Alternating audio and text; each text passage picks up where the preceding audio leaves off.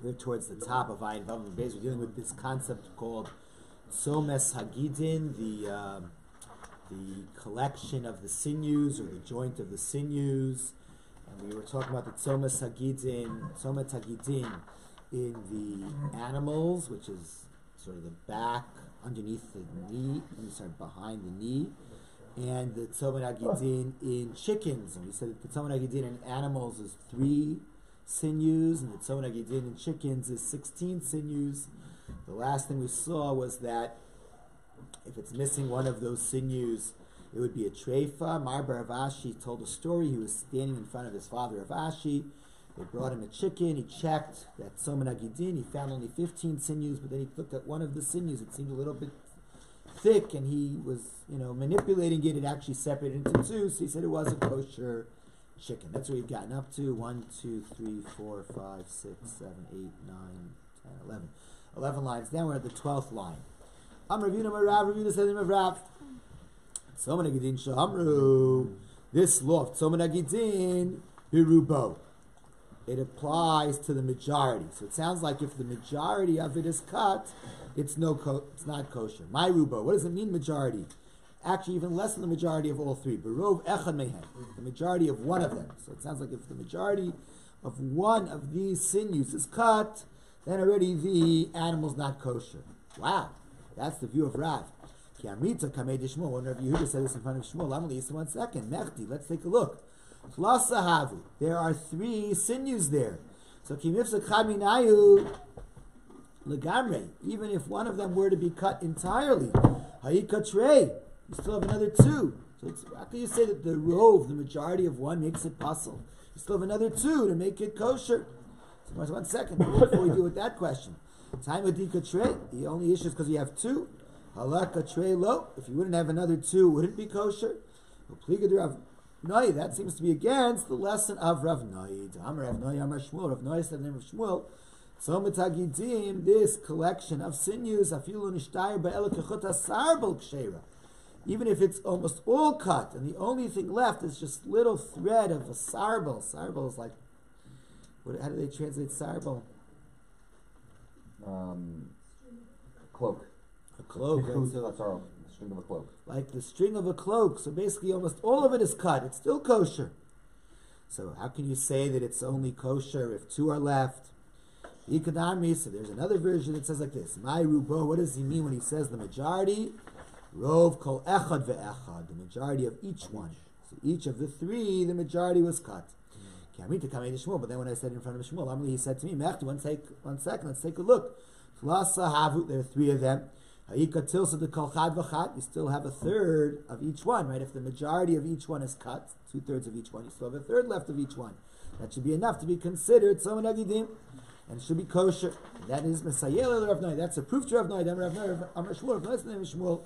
Tzomes Hagidin Shamru, when they said Tzomes Hagidin, afilu lo nishtayir ba'el kechut hasarbel, even if what's left is just like the thread of a cloak. In other words, in each one there's a little bit left. Sheira, it is kosher. Again, it's not like the views that we saw earlier.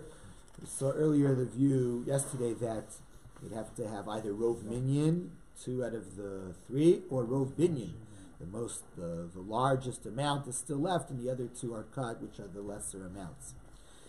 Okay, so now we go on to a new treifa mentioned in the Mishnah, or a new concept mentioned in the Mishnah, and that was Nishbar ha'etzem. The Mishnah said, if the bone was broken, but in Rov habasar kayam, if the majority of the meat is still there, even though the bone was broken, then shchitaso mitarasa. The shchita still makes it kosher, and lav, and if not, in shchitaso mitarasa. The shchita doesn't make it kosher. So now we're talking about that concept. So the Mishnah said, Nishbar ha'etzem. Amar Rav. Rav said,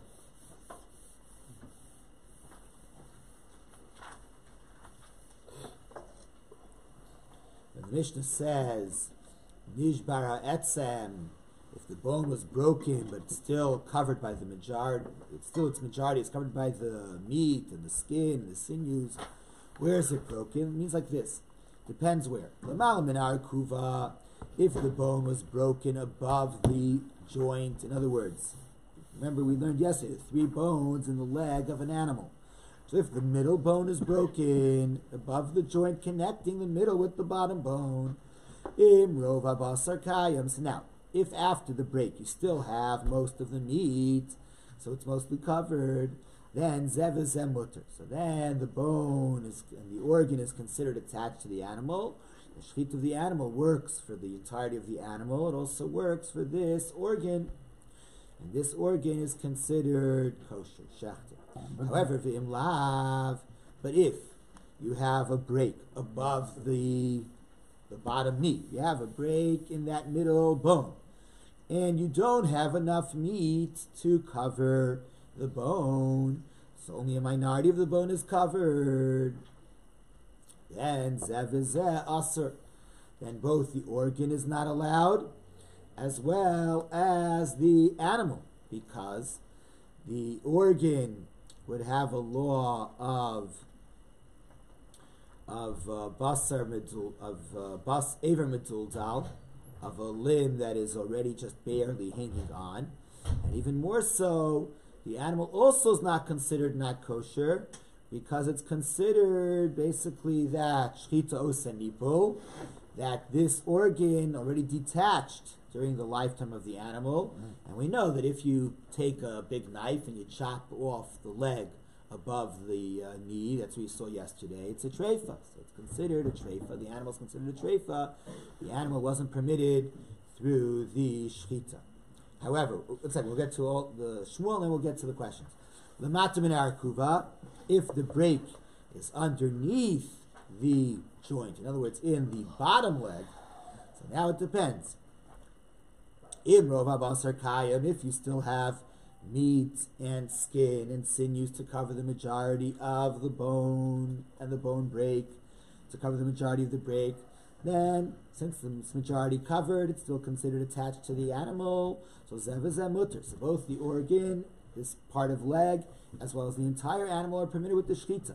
Imla, but if when you have a break underneath on the bottom bone, and you don't have enough tissue to cover the majority of the break, so then aver aser, that organ piece is not allowed. It's considered detached. It's considered aver middle dal. But even if it's detached, it doesn't make it a treifa. The animal would be permitted. Shmuel Amar, but Shmuel disagreed. Shmuel said like this: Bein lamala, bein lamata.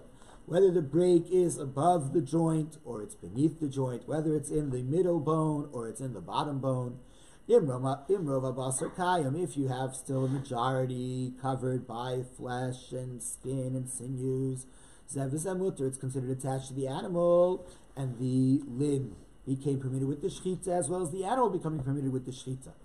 Imlav, but if you don't have a majority covered with meat, you only have a minority covered with meat, aver aser, the organ's going to be prohibited because it's considered aver midul dal, ubehema muteres, but the animal as a whole is considered kosher because when we say a law, let's say of treifa, when the leg is chopped off over the joint, if the leg is chopped off, but here the leg wasn't chopped off, the leg was broken, it's still there, okay, it's not covered by much, but it's still there, so it doesn't make the animal into a treifa. Okay, now, question, Baruch? Yeah, but Rabbi, I thought once the leg is broken, yeah, okay, is treifa. Apparently not. You know, it says that Depends if it's if what's covered left is by covering meat, you Yes. know, then it's okay, it's kosher. How bad the break is and where. Yeah, would it be a treifa then? But let's say the chickens, you know, they check the bones to see if it was broken or is intact or whatever before they do the No, shechana. the chicken, I think they're checking the tzomen agidim that we saw, if it has all 16 sinews. I think that's what they're checking. I really thought it was a broken leg, you know, and it got mended or got, you know, tended, then is not kosher anymore. Depends where the break is. We suffer missing a leg. Good. So now we have this argument between Rav and Shmuel. Masker for Rav Nachman to Shmuel. So Rav Nachman challenged Shmuel. Understand, how can you say that if there is a break, whether above or below, and there is not enough meat to cover the break, the organ is prohibited, but the animal is allowed. I understand. People aren't going to understand that. They're going to say, they're going to say, every man mutal ba'ashpa, a limb from this is in the garbage. Umuteres, and yet the animal is permitted. So Rav Nachman said to Rav Nachman, why is this only a question on Shmuel? Rav Nami, this should be a problem for Rav too, because what did Rav say? Rav said if the break is on the lower bone, in other words, beneath the arkuva, but you don't have enough meat to cover the break, so then the organ is prohibited because of Ever Mitul Dal, but the animal is allowed. So in second, saying the same question. You know where people are going to say, Ever Men Mitul Ba'ashba, an organ of it is thrown into the garbage in Mutaris, and yet the animal is allowed? Amalei, so Rav Nachman responded to Rav Acha bar Avuna, Achi Kamina, this is my question. Ever, when you have an organ, Shachaya mimena, which is what the animal lives from, that organ. In other words, when you have an organ with a break above the arkuva, as Baruch pointed out, above the arkuva, that's a place of trephos. If the organ's cut off at that spot, it's a treifa. The animal's not living anymore, right? So here you have that organ, mutal ba'ashba, that organ's in the garbage. Because here, there was a break there, and there wasn't enough meat to cover it. So you're going to say when you have a break in a spot, you have some treifa part in the garbage, umuteres, and yet the rest of the animals allowed? And that's only a question for Shmuel, because according to Rav, that's not true. According to Rav, if you'd have a break above the kneecap, a break in the middle bone, and a minority of it being covered, then the animal is a treifa. So it wouldn't be that the rest of it is allowed. Okay. So this was the question, and the Gemara doesn't give an answer. Okay, so now the halach. Sholchu mitzam, they sent from Eretz Yisrael, hilchasa kavase de Rav, halachas like Rav. Hadr sholchu, then they sent another message from Eretz Yisrael, no. Halchasa kavase de Shmuel, halachas like Shmuel. Hadr sholchu, then they sent another message from Eretz Yisrael, no, we're going to change it, it's back, kavase de Rav, halachas like Rav. Ve'ever atzmo, and they added another thing. This organ itself is metami b'masa. This organ, which is not covered by the majority of the flesh, in other words, this bone that's broken, it's not covered by, most of it is not covered by meat, has the status of Ever min achai, has the status of an organ that came off of the animal when it was alive, and therefore it has tumas nevela, and it will create tumah if somebody were to carry it. Master Rav Chisda challenged this. How could you say that? We learned back in a brisa. The brisa is back and forth, and the brisa is like this: Lo in tiarta shchitas treifa osa. That's Ever medul ba. No, you can't say that when you shech the treifa, it makes it not tamei, or it will make the organ hanging onto it not tamei. Because that's davar shagufa, because that's only something about its own body. The shechita will work for its own body to remove its tumah status. But the taras seubar, is that a reason to say that a shechita is able to purify a fetus, davar she'ena gufa, which is not its body? So you see that when you have Ever Mitul Dal, the shechita removes tumah. How could you say that Rav said that on the Ever Mitul Dal there is tumas nevela? The shechita should remove the tumas nevela. So the Gemara says like this: Amar le, so Rava said back to Rav Chisda, Aduri parchi lamalach. Why do you have to go to a brisa to ask such a question? Osiv imas nisim. You could have even asked from a mishnah. People knew more mishnahs than they knew brisos. The mishnah is going to say later on, nishchata behema. If you have an Ever Midul Dal, if you have organ or piece of meat just barely hanging on, if the animal is slaughtered, so then that meat or the organ become able to become tameh through the blood running through it. Give Rabbi Meir, this is Rabbi Meir. Rabbi Shimon Amar Lo Huchshar. Rabbi Shimon says it wasn't Huchshar. So talking about Huchshar, it certainly itself is not tameh, it's tumas nevela. So Amar Le, so Rav Chisda said back, no, Mastis Nikul Tchuy Kid Dachinan. The Mishnah is not such a question. Because as we pushed it away earlier, we can say that when the Mishnah says the shechita didn't make that which is midul dal, tameh is referring to basar midul dal, a little piece of meat hanging out, but not a whole organ. But the brisa specifically said about a whole organ hanging on, that the shchita is going to make it tar. It's not going to be tameh. Kisalik Reb Zera. When Reb Zera left and he went up to the land of Israel, he left Babel. He met Rabbi Yirmiyah bar Abba. He was saying over this whole back and forth in the name of Rav. Amalei, so Reb Zera said to Rabbi Yirmiyah, Yasher. He was saying it very nicely. And this is the way Shmuel, the great leader, explained it in Bavel. Aryoch Manu, who is Aryoch? Shmuel. He is Shmuel. And he explained it this way. That when did the Mishnah say that if the bone is broken, there's the majority of it is covered with meat, so then it is kosher. With the shchita, that's referring to if the majority is covered with meat. But if the bone is broken if the bone is broken and only a minority is covered with meat, then it's considered right, but if the bone is broken above the arkuva, even if the majority is covered with meat, it's still going to be aser, as Rav said. So one second, but we know that Shmuel disagrees with Rav. So my answer is other base Shmuel agabe de Rav. Ultimately, Shmuel changed his mind, and he came back to the view of Rav. Okay, Tana Rabbanon into the Brisa. Nishbara etzem. Let's say the bone is broken, and part of it went outside of the skin. So im or ubasar chofenes rubo, if you still have skin and meat covering the majority of the bone, mutter, the organ is permitted. Im lav, but if now that you have something protruding, you don't have a majority being covered, aser, it's not allowed. The kamarubo, what's the definition of Yes, Rav Dima, when Rav Dima came from Eretz Yisrael, he said, Amar Rabbi Yochanan, sending Rabbi Yochanan, Rov Uvyo, it has to be a majority of the thickness. Amrila, but others say Rov Hekefo, a majority of the circumference. Rav Papa said, Hilkoch bein on both. Therefore we need Rov Uvyo, the majority of the thickness to be covered. Uvayin and Rov Hekefo, and we need the majority of the circumference to be covered as well. Amar Ulam Rabbi Yochanan, Ula Sanim Rabbi Yochanan, in regards to this halacha, that if a bone is broken, but then it's covered by the majority, it's still considered attached to the animal, or a Reu Kibasar, skin would have the same status as meat. If it's covered by skin, it's also considered covered. Amar Rav Nachman, Ula Rav Nachman said to Ula, V'leim Amar, why don't you say, or Mitztaref Lebasar? Why don't you say that skin can combine with meat to be considered a majority?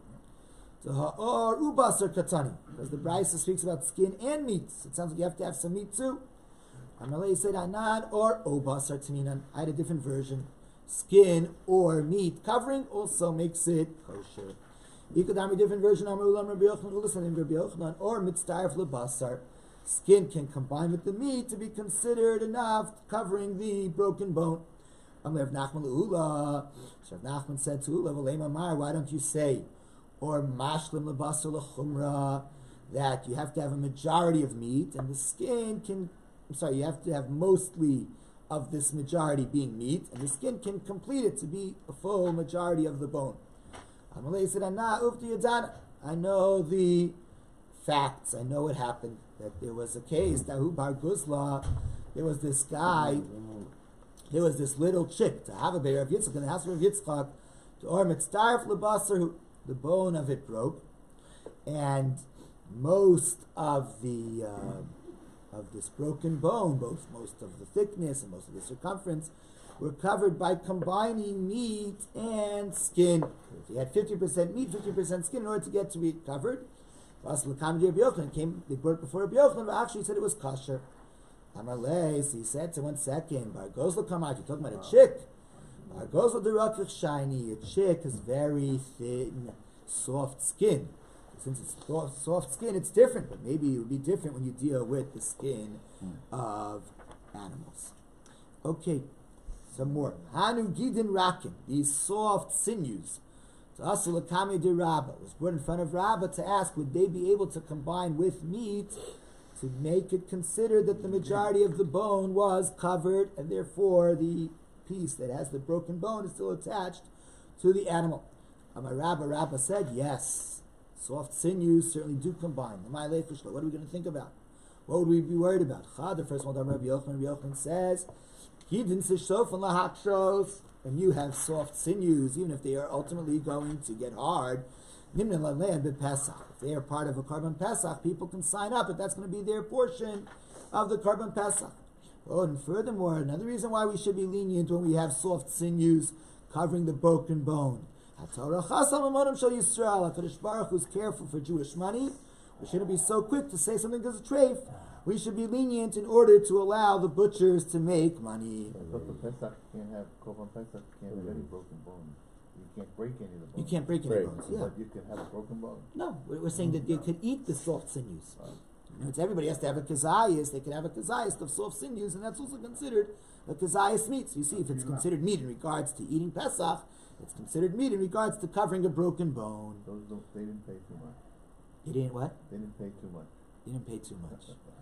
Rav Papa said back to Rabbah, if Shimon ben Lakish disagrees, he holds that you cannot sign up to eat the soft sinews of a sheep as your Karban Pesach. So you see, he holds that the soft sinews are not considered meat. Now here we're talking about the Surah D'Oraisa. Here we're talking about the possible treifa issues.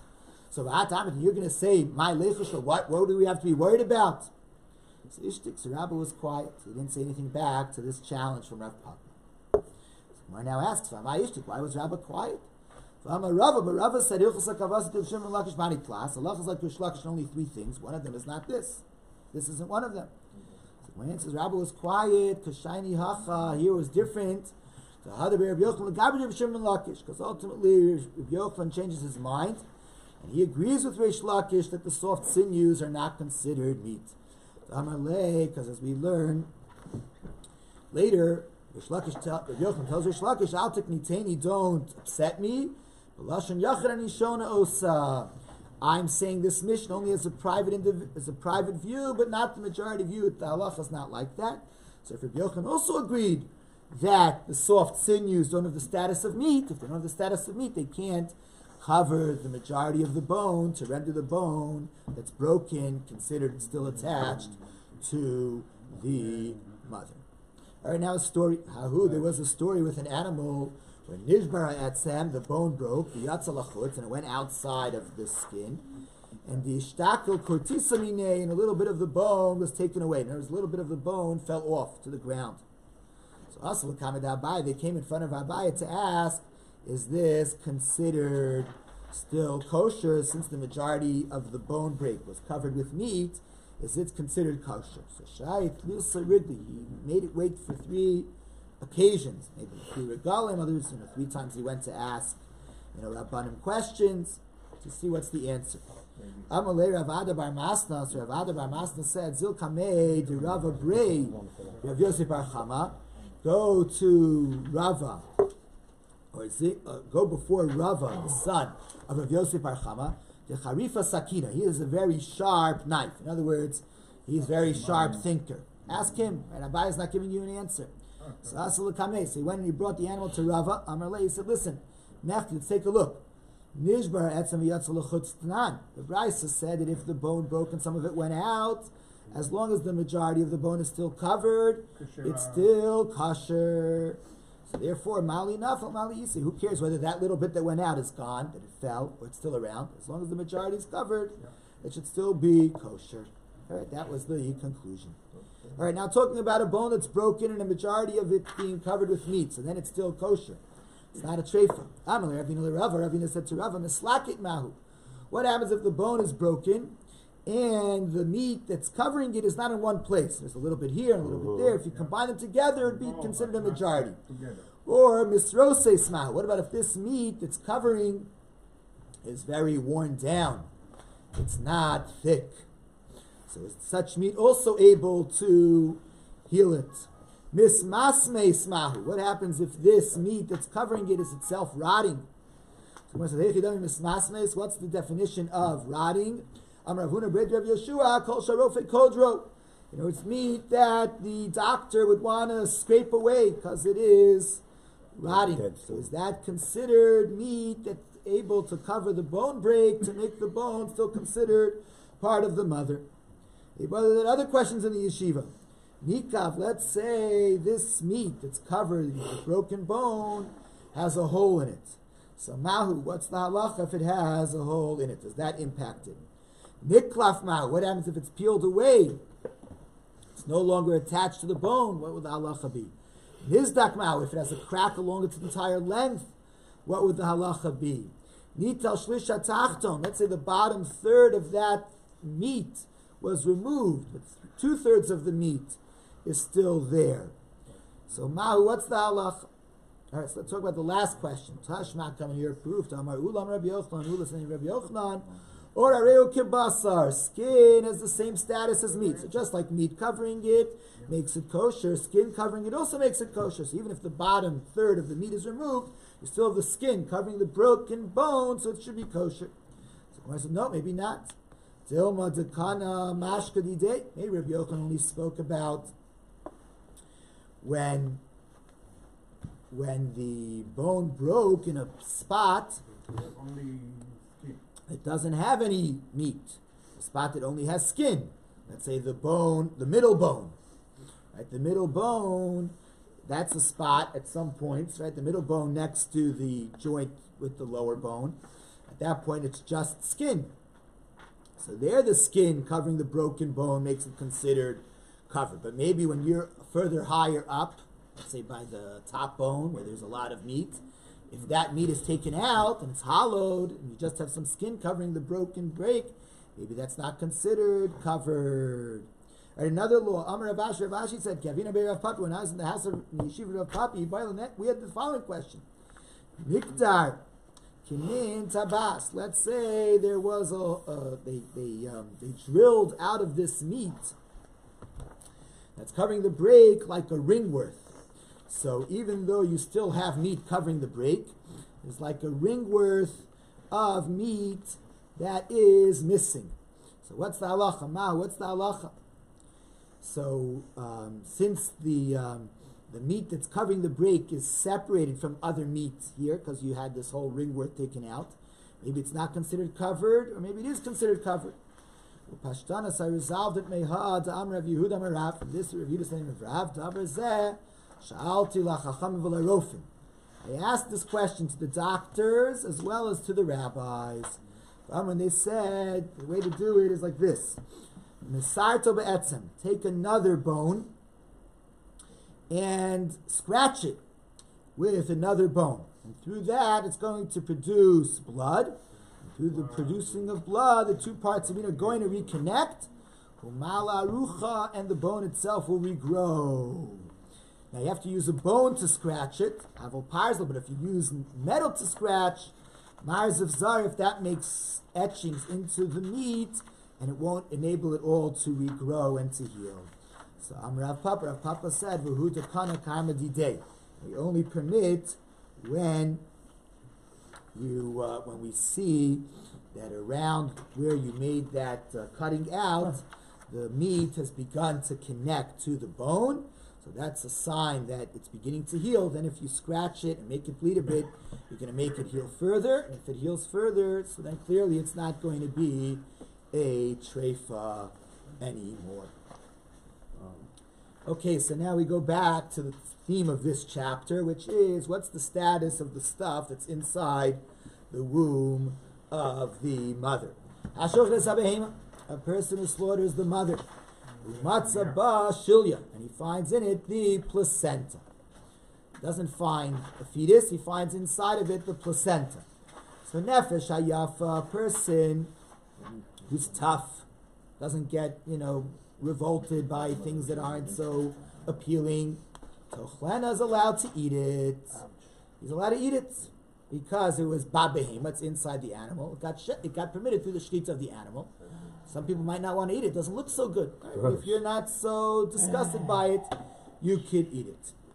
And therefore, if though it is gross and you don't want to eat it, then it's not going to make tumah, lo tumas ochlin, not the tumah of food, because it's not food, but lo tumas nevelos, nor would it have the status of a nevela. If the mother were to die, it's not called meat, it's not called nevela.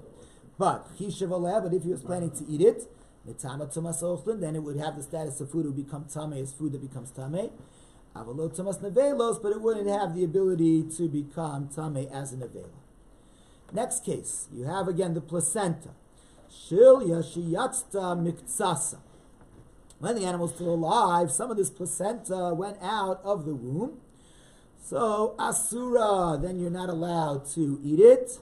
Be'achila, you're not allowed to eat it because we're worried that maybe in this placenta there was the head of the animal, and therefore it was born. And if it was born, then the shechita of the mother wouldn't work for it. If the shechita of the mother wouldn't work for it, it also wouldn't work for the placenta. Even though we don't see it, we're worried maybe in the placenta there's some birth here. Because we know Siman Vlad Be'isha, the placenta is a sign of a child in a woman. The Siman Vlad Be'behema, it's also a sign of a child in an animal. Now, next case. Hamivakeres, let's say you have a kosher animal and it's giving birth for the first time. It's opening its womb. She'pila shilya. But what came out was not a fetus, what came out was the placenta. So even though we know that there may have been a child in it, Yashlichen ala klavim, you can throw it to the dogs, because first of all, it may have been a female, which doesn't have the holiness of Bechor, or it may have been something which is disformed, which also wouldn't have the holiness of Bechor. But if the animal itself was a korban, you need to bury, because maybe even if it was a female, because if it was a female, also would have kedusha of the korban, so therefore it needs to be buried. When you bury this shilya, you wouldn't bury it on a crossroads.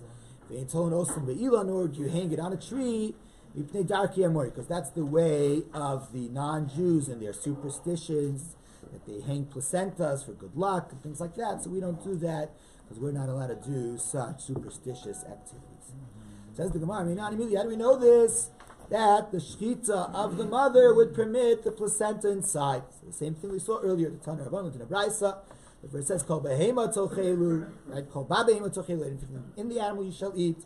The Rabbi says shilya to include the placenta that's inside. Yachafilu yatsa miksasa. Maybe even if it went out partially, you can still eat it. Tamaloma. That's what it says. Osa, that you can eat. Osa, it you can eat v'lo shilyasa, but not its placenta. Next, let's take a look. In shilya below vlad. We know that whenever there's a placenta, there's always going to be some child. Salam alikra. So we don't need a pasuk for it. We know already from the word earlier, babehema. We said earlier that the babehema permits the vlad that's inside. So my answer is, you're right, cross machta ba'alma, the pasuk's not really necessary. It's just a way to remember it. Then we said that the shilya doesn't have tumas ochlin. So now we're talking about tumas ochlin. Where if Yitzchak bar nafka, got a question. Or chamor sheshlako. Let's say the skin of a donkey, but that was cooked a lot in boiling water. Mahu, what is the halacha? In regards to what? If you're going to tell me, the question is it now considered a food that it could become tamei? Tanina, we already have a brisa about it. And if your question is regards to tumas nevela, also Tanina, we have a brisa about it. Tumas ochlin, in regards to food, we have a brisa. The time in a brisa. Or the skin, vashilya, or the placenta, they do not have the status of food, they cannot become tamei as tumas ochlin. Or sheshlako, but if you have a skin that you boiled a lot, vashilya shechishiv and a placenta that you're planning to eat, tumas ochlin, and they do have the ability of becoming tamei as tumas ochlin. So what's the question? Tumas nevelos nami tzanina. Also in regards to tumas nevela, we have a brisa. The pasuk says benivlasa. So in her nevela, v'lo ba'or, that's not the skin. V'lo ba'atzamos, not the bone. V'lo ba'gida, not the sinews. V'lo ba'karnayim, not the horns. V'lo ba'klafayim, not the fingernails, the toenails. V'amar Rabbi Bar Chana lo nitzrucha ela. So Rabbi Bar Chana explained. The brisa is saying these things are not mitzameh. The point is, even ela asan tzika k'dera, even if you cook them a lot, even so, they're not mitzameh tumas nevela. So you see that the laws of the status of skin in regards to tumas ochlin, in regards to tumas nevela, were already said. So what's Rav Yitzchak Nafcha teaching us when he says that the skin of the donkey that's cooked a lot, he has a question about? So the Gemara says like this. Olam, really, his question was in regards to tumas ochlin. And he's saying this even though the first brisa said that once it's cooked, it could become tamei tumas ochlin, shani or chamor, but maybe the skin of a donkey is different. Because it's very disgusting, and therefore, since it's very disgusting, maybe even after it's cooked, it cannot become tamei as tumas ochlin. It's still not considered a food. So the Mishnah said, Shulya shiyatsa, if you have a fetus going out, so then you can't eat it anymore, because we're worried that maybe there was the head of the child in that, if you had the placenta going out, you can't eat it anymore, because we say maybe the head of the child went out with it, and therefore, since the child is prohibited, therefore the placenta becomes prohibited with the child. Rabbi Zev said, this that we said, if the placenta goes out, it's prohibited. Lo shanu, that's only ela she'ein ima vlad. We don't see the child. So since we don't see the child inside, so then we're concerned maybe the child has already disintegrated. But when the placenta came out, head of it came out. But if you have a placenta coming out and we still see a child inside, and that child inside hasn't put out his head, he hasn't put out the majority of the body, then fine. Then the placenta would be permitted to be eaten. Ein choshen levlad acher. We're not worried that maybe inside this placenta there was a second child. Besides the child that we see inside, there was another child in the placenta whose head went out when this piece of placenta went out. Rabbi Yochanan disagreed. He said, Bein eini mavlad, whether there is no child with it, Bein yeshim mavlad, and even in a case where we see with this placenta there's still a child, the placenta that went out becomes prohibited because chosheshin livlad acher. We are worried that maybe there's another child here with the placenta going out. Asks the Gemara, Eini, is that really so? But didn't Rabbi Yirmiyah said, L'chumra Rabbi Lazar. Rabbi Lazar is more machmir, and we're saying here that Rabbi Lazar is less than Rabbi Yochanan. So the Gemara therefore changes it. Eliyat, if something was said, and this was said. Rabbi Lazar said, what we learned in the Mishnah, Lo Shanu, Ella, that's only Sheina Kshura Bavlad, when the placenta is not still attached to a existing fetus. So then we're worried that maybe when you have a placenta that's not attached, maybe inside this placenta there is another child coming out, and therefore you can't eat this placenta.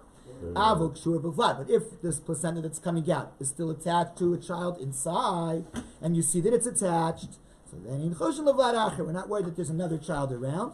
So we see that it's just a piece of placenta that came out, and the placenta doesn't become prohibited. Rabbi Yochanan said, no. Anu ein lanu. No, we only have the following. Ela shilya below vlad. Only a placenta without a child. Then there's no child in the womb. There's just a placenta coming out. We're worried maybe there was a child's head coming out in this placenta. Aval yeshim of vlad. But if there is a child in the womb, then bein kshur b'vlad, whether it's attached to the child, as the case of Rabbi Lazar, or bein ein kshur b'vlad, even if it's no longer attached to the child, in choshen levlad acher, we're not worried that maybe there was another child here. So Rabbi Yirmiyah said, l'chumra am Rabbi Lazar is the more stricter view, and Rabbi Yochanan is the more lenient view. Tanya kavasid Rabbi Lazar, we have a brayso like Rabbi Lazar, hamapeles, a woman who gives birth to a stillborn, who is min behema chayav oaf. It doesn't look like a child, it looks like an animal, a wild animal, or a bird. And the shilya imayin with her placenta, with these things, bisman shekshura behen, when the placenta is attached to them, in choshen levlad acher, we don't think maybe there was another child there. But in kshura behen, if it's not attached, hareini matlo lea chomer shnei vlados, then she has both stringencies. Shani Omer, because I say Shemani Moach Shafir Shel Shilya, maybe the child inside this placenta was disintegrated. Shemani Moach Shilyaso Shel Shfir. And we're also worried that maybe the placenta of one disintegrated, and we're worried that maybe the fetus of the other disintegrated. Okay, we'll stop here and continue Bezrat Hashem tomorrow.